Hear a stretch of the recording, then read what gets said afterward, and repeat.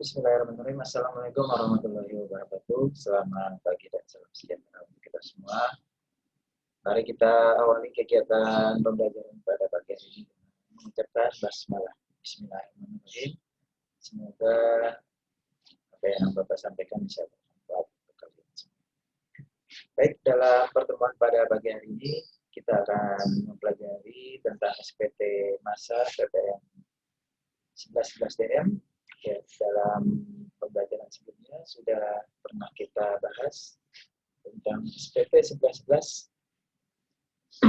Hari ini kita akan memahami apa sih perbedaan antara PPN 11 dengan PPN 11. Baik, akan Bapak tampilkan.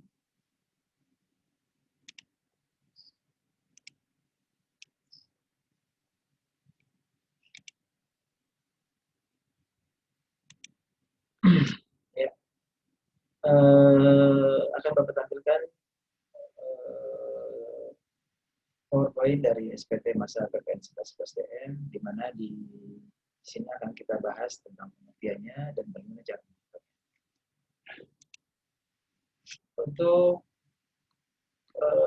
PPN 11 DM itu sendiri, ya, di sini digunakan oleh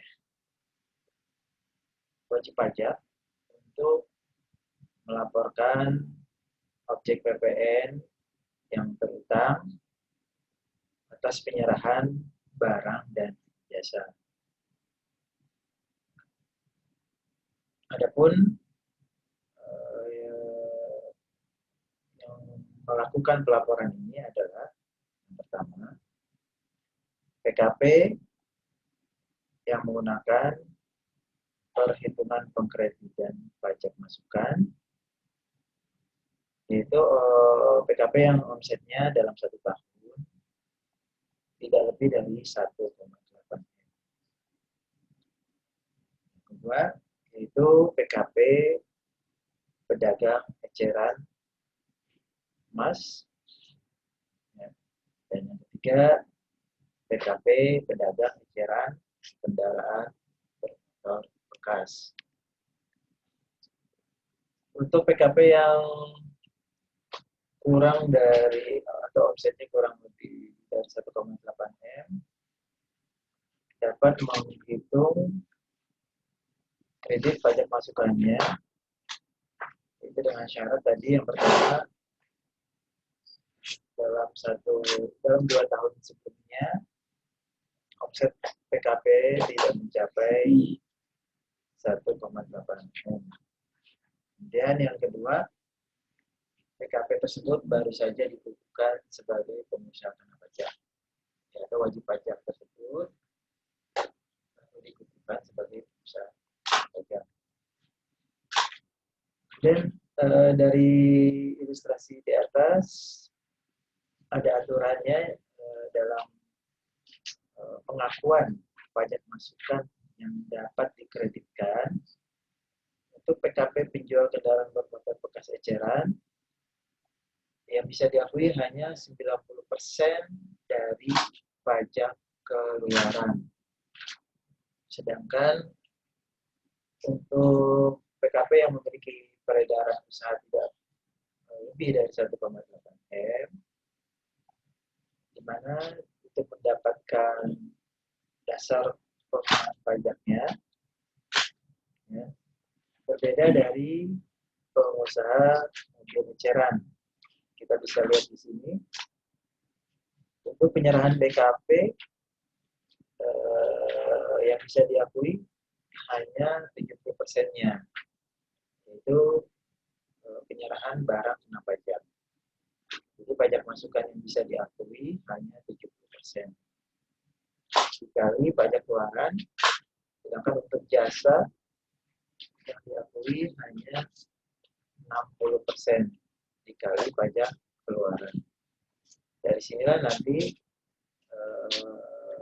untuk menentukan dasar pokok pengenaan pajaknya dengan syarat tadi yaitu kurang dari 2,8. Di sini kita konsentrasi kepada PKPB, di mana PKPB membeli barang dari PKPA, di mana pajak keluarannya yaitu senilai 100.000, ya, PKPB-nya memiliki pajak masukan 100.000. Nah, kita konsentrasi yaitu hanya pada pajak PKPB saja, di mana dia menjual pada PKPC dengan harga 1,2 juta, dapatkan PPN 120 dari PKPC berupa pajak masukan. Untuk menentukan PPN-nya seperti biasa tetap pengaliannya adalah 10% dikali 1.200.000, maka didapat pajak keluaran 120.000. Nah, fungsi dari pajak masukan adalah nanti akan mengurangi pajak keluaran yang harus dibayarkan oleh PKPB. Namun, ketika pendapatan PKPB kurang dari 1,8 M, maka yang boleh diakui untuk kredit pajak ini hanya 70%-nya. Jadi dari pajak keluaran 120.000 yang diterima oleh PKPB, yang diakui hanya 70% saja. Jadi 70% dikali 120.000, maka didapat pajak masukan 84.000 rupiah. Dengan terjadinya pengakuan yang hanya 70% ini, maka PKPB harus membayar kembali PPN senilai 36.000. Dan karena dengan ilustrasi pajak keluaran yang diterima 120.000 yang diakui hanya 70%-nya, maka PKPB kurang bayar PPN sebesar 36.000 rupiah. Dari sini ilustrasinya mengapa ada aturan seperti itu, kembali lagi ke atas ya, di sini, di mana PKP yang memiliki peredaran itu dalam 1 tahun kurang dari 1,8 M, ya, yang melakukan pengkreditan pajak masukan, aturannya berdasarkan Permenkeu ini nomor 74 PMK 03 2010 hanya bisa diakui 70%-nya. Namun jika ia melakukan transaksi penyerahan jasa, yang boleh diakui hanya 60% saja. Nah, ini harus kalian sikapi ketika menghadapi soal-soal di mana ada keterangan bahwa perusahaan tersebut memiliki atau peredaran usahanya kurang dari 1,8 M. Adapun dalam formulir 1111 DM ini terdiri dari 3 halaman yang kita akan lihat, yaitu ada form induk, kemudian ada form 1111 ADM, kemudian ada form 1111 RDM.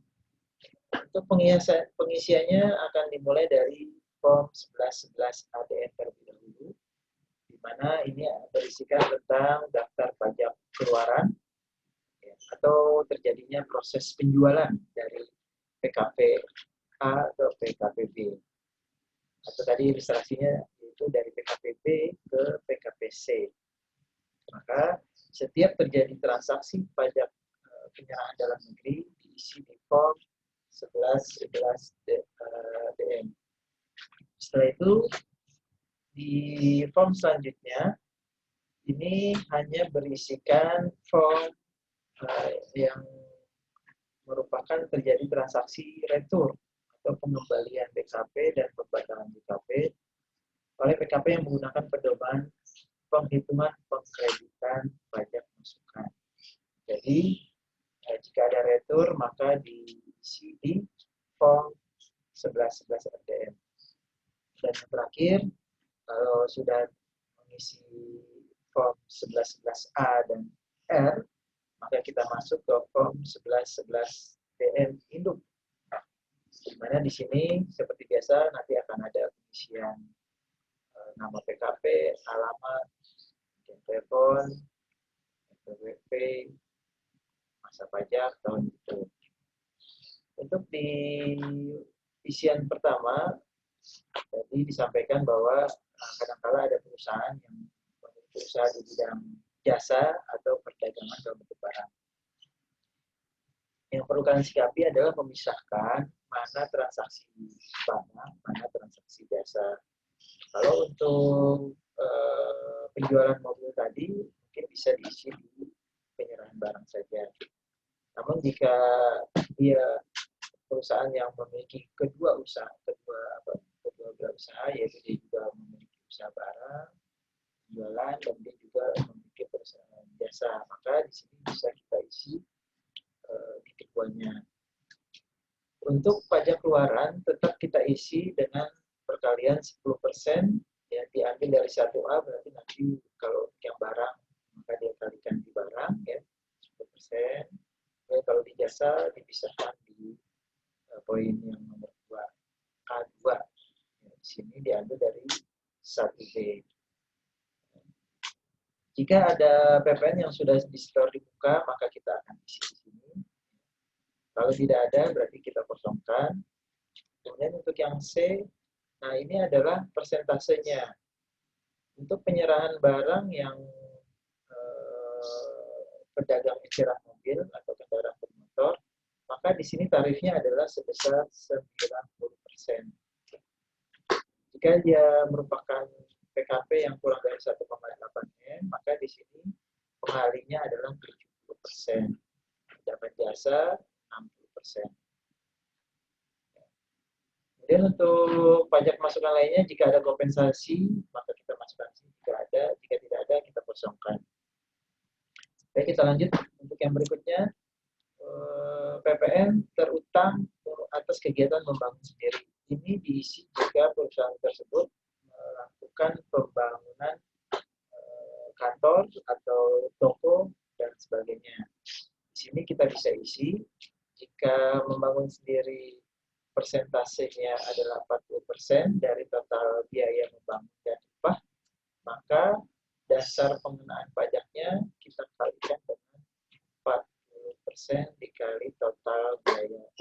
Setelah didapat angka 40% tersebut, maka kita kalikan dengan PPN berutang 10% tarifnya dikalikan jumlah DPP-nya yang sudah dihitung tarif 40% tadi. Oke, diisi dilunasi tanggalnya tergantung terjadinya transaksi paling lambat 2 minggu setelah selesainya kegiatan. Kemudian yang keempat, jika ada penjualan atas barang mewah, yang mungkin selama ini belum kita pernah bahas ya, bagaimana cara menghitungnya, namun kita fokus terlebih dahulu untuk bagaimana cara menghitung PPN-nya. Kemudian untuk kelengkapan SPT, kalian bisa isi tadi karena sudah kita isi form 1111 ADM dengan form 1111 RDM, maka kita beri tanda checklist di sini. Kemudian untuk SSP PPN, di sini beri tanda silang, berapa hasil kekurang bayarnya nanti akan diisi di SSP. Namun dalam pertemuan kali ini kita belum membahas tentang SSP, nanti akan ada sesi tersendiri. Setelah itu isi tanggalnya, tanggal ini biasanya 1 bulan setelah masa pajak berakhir. Dan ditandatangani apakah dia PKP atau puasa. Kemudian nama jelas dan jabatan, kemudian dicap perusahaan. Baik, itu saja terlebih dahulu yang Bapak sampaikan kaitan dengan teori pengisian SPT 1111DM. Nanti akan ada sesi berikutnya, yaitu dengan contoh soal. Bapak akhiri sesi pertama. Assalamualaikum warahmatullahi wabarakatuh.